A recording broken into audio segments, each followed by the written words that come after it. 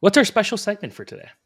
Okay, so I've called it goalie platoon would you rather. So the idea behind this is I think if you were to chart all the questions we receive, I think by far the vast majority of questions we get are about goalies, people struggling to decide start this goalie or this goalie, and often it involves on a single team, which is the better goalie to have from this team, who's going to be the option to the answer long term. So I want you to throw some tandems at me, and I'm going to give you my quick advice if you own or want to own one of these two, who you should have, who you should trade for, who's the better fantasy bet for the rest of the season.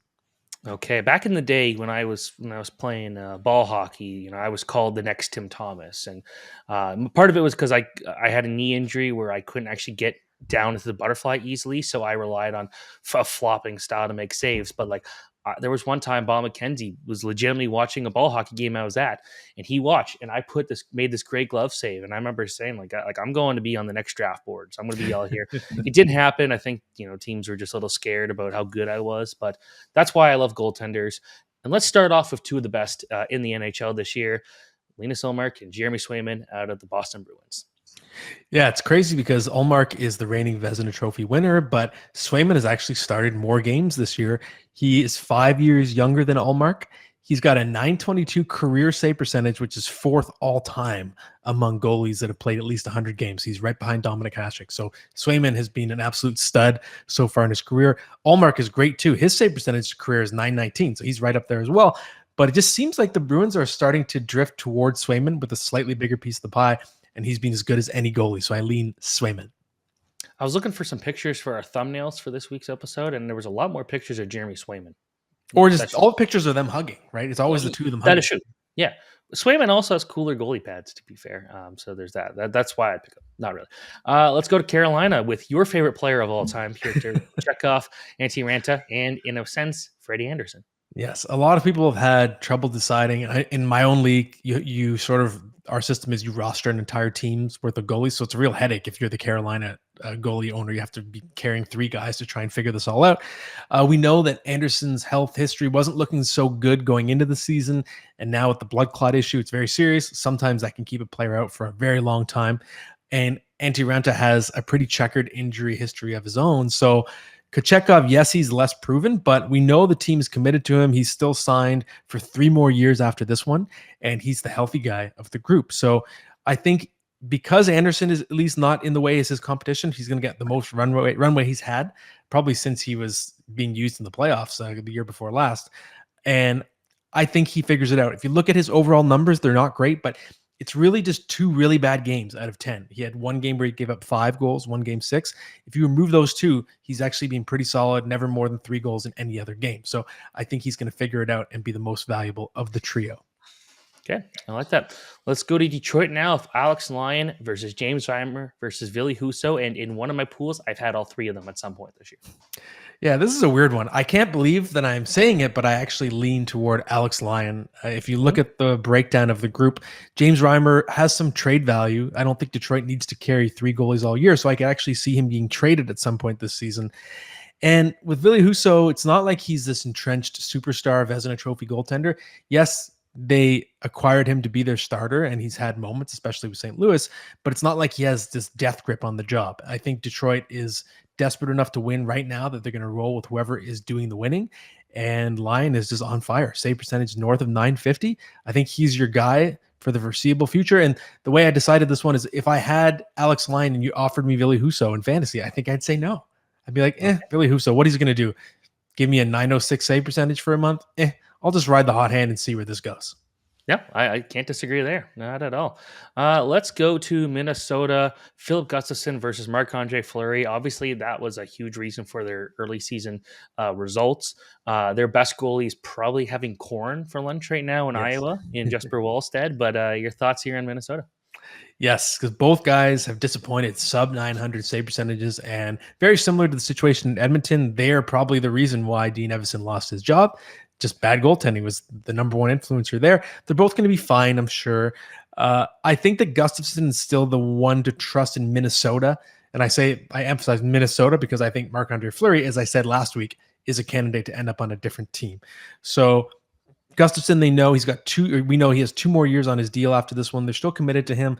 And you mentioned Wallstedt, of course. I think he'll be coming in there starting next year. I don't think it makes sense for Marc-Andre Fleury to play for the Wild next year, even if he wanted to. It'd just be bad business for the Wild, I think.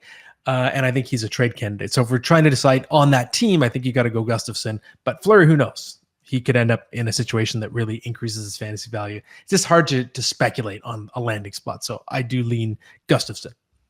I get why the Iowa Wild are called the Wild, but man, I wish the Iowa Chops name would come back. Cool jerseys, great name, logo was badass. I wish that would happen.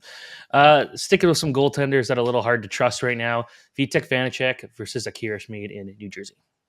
I'm going to read you my first note. It just says, straight up, they've both sucked.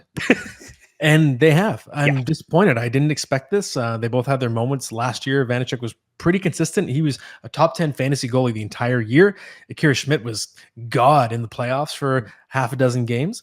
And now it's like they're almost trying to outsuck each other. And it really feels like the Devils are going to have to turn somewhere else. There's already rumors that they're searching. So I don't feel good about owning either goalie in fantasy right now. The Devils are just kind of floundering in net. If you had to lean toward one, I think I'd go Schmidt. He's 5 years younger. He's been a little bit better than Vanecek.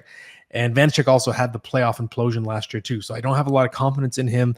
I think he's maybe just going to settle in as more of a, I think in his next gig is going to be more of like a 1B type goalie, like an overqualified backup type of goaltender. I don't think he has the goods to be a long-term starter. And yeah, so again, I don't feel enthusiastic about owning either goalie right now. I think the Devils are going to have a different starting goaltender by the time this season is over. Sticking with Seattle, I don't trust their goaltenders pretty much ever at any point. Like Martin Jones was essentially their starting goalie last year, and now he's like the fourth goalie for the Leafs.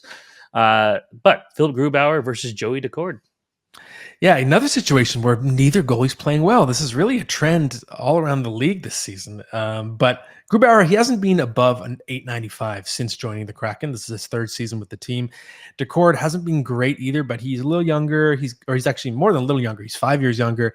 He has a little bit of upside that he showed with that great run, Coachella Valley, in the AHL playoffs last year. So if you have to pick one, again, I don't feel great about either, but I lean slightly toward Daccord. Okay. Weird how Grubauer's career just kind of fell apart after leaving the Colorado Avalanche, but it's difficult to see. Mm-hmm. Joseph Woll versus Ilya Samsonov in Toronto. Yeah, I almost debated excluding this one from the list because you could make a case that the battle's over. Sheldon Keefe said that to us after one of the games last week. In not so many words, he sort of implied that this is Woll's net now until it isn't. And he said, Samsonov's got to work on his confidence. He'll get some starts again, of course. It's not over. The battle's not over. But right now, Woll has seized it. Woll is the 1A. He's got a 919 career save percentage now. He just looks the part. All of his teammates have been talking repeatedly about how confident he is in the net. He's poised. He's athletic. And I said it in the summer, just the contract dispute, going to arbitration, or almost, did they go or did they almost go? I forget now. But the fact that it dragged out that long, I think they did go to arbitration, right? I can't remember off the top. Yeah, but the fact that it dragged, and he's going to be a free agent after this year. So it dragged out so long. And to me, that told us all we needed to know. Like, they're not committing to him. They didn't feel comfortable committing to him as their long-term starter. So I definitely lean Woll in this case. I wonder if they would go and maybe try to get Fleury as the backup for next year, let Woll run there, and then maybe a call up Dennis Hildeby for a year after. I'm writing an article for the Leafs Nation about it, and I don't think Hildeby is ready to be the backup next year, but it's kind of lining where he's playing really well. Samsonov, you probably don't need him. If you're not going to get him for cheap and you can't trust him, it'd be interesting to see what they choose there. This one is an interesting topic heading into the season, and it still is now. Adin Hill versus Logan Thompson in Vegas. Yes, and before I jump into them, I can confirm. I just double-checked. Samsonov, yes, he did go to arbitration. Adin Hill, Logan Thompson. So Adin Hill, of course, goaltender of record on that Stanley Cup winning team, was dominant in the playoffs last year.